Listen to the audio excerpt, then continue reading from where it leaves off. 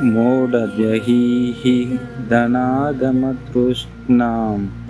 కురు సద్బుద్ధిం మనసి వికృష్ణం యల్లభసే నిజకర్మోపాత్తం విత్తం తేన వినోదయ చిత్తం.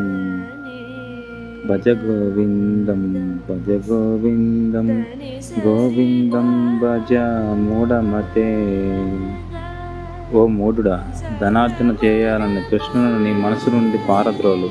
తృష్ణ లేకుండా చేయబడిన నీ మనసులోనికి సద్బుద్ధితో కూడి ఉన్న ఆలోచనల్ని ప్రవేశింపచేయి.